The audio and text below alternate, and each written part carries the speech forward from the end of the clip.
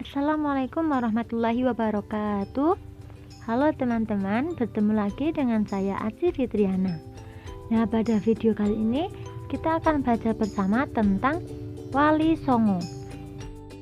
Yuk langsung saja kita simak videonya.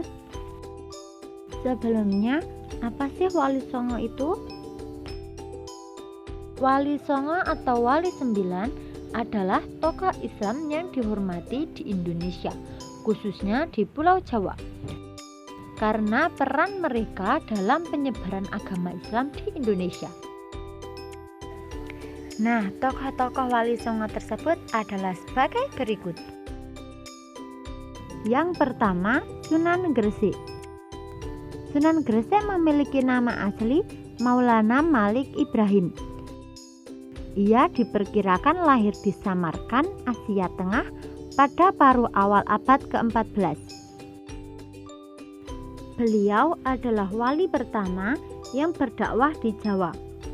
Beliau membangun pondokan di Giliran Gresik dan juga membangun masjid yang sampai sekarang masjid tersebut masih ada dan menjadi Masjid Jami Gresik.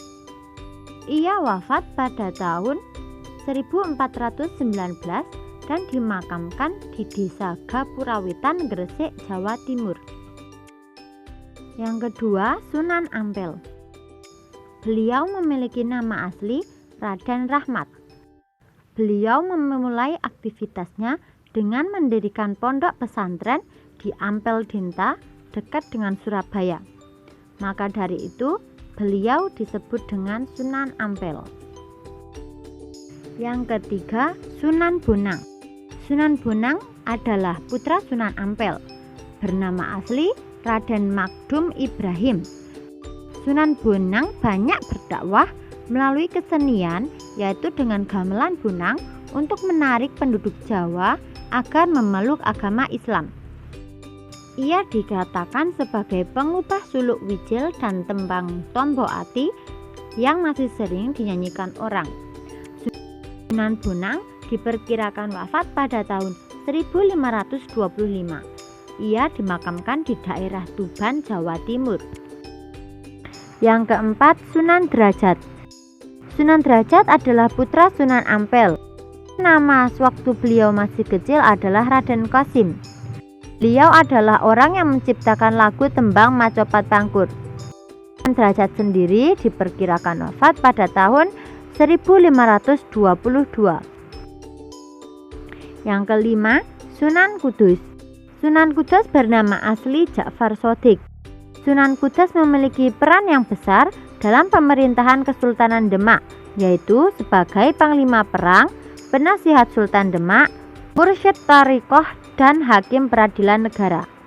Salah satu peninggalan yang terkenal ialah Masjid Menara Kudus, yang arsitekturnya bergaya campuran Hindu dan Islam. Sunan Kudus sendiri diperkirakan wafat tahun 1550. Yang keenam adalah Sunan Giri. Sunan Giri bernama asli Raden Paku. Sunan Giri adalah putra Maulana Ishak.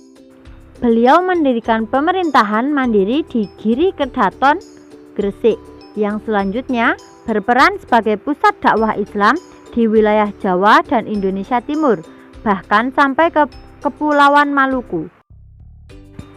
Yang ketujuh, Sunan Kalijogo. Sunan Kalijogo adalah putra Adipati Tuban yang bernama Tumenggung Wilatipta atau Raden Sahur atau Syahid Ahmad bin Mansur. Sunan Kalijogo menggunakan kesenian dan kebudayaan sebagai sarana untuk berdakwah, antara lain kesenian wayang kulit dan tembang suluk. Tembang suluk lir-ilir dan gundul-gundul pacul umumnya dianggap sebagai hasil dari Sunan Kalijogo. Yang kedelapan, Sunan Muria. Sunan Muria memiliki nama asli Raden Umar Said. Beliau adalah putra dari Sunan Kalijogo. Beliau lebih terkenal dengan nama Sunan Muria karena daerah dakwah dan makamnya terletak di Gunung Muria. Dan yang terakhir atau yang kesembilan adalah Sunan Gunung Jati, yang memiliki nama asli Syarif Hidayatullah. Sunan Gunung Jati mengembangkan Cirebon sebagai pusat dakwah dan pemerintahannya, yang sesudahnya kemudian menjadi Kesultanan Cirebon.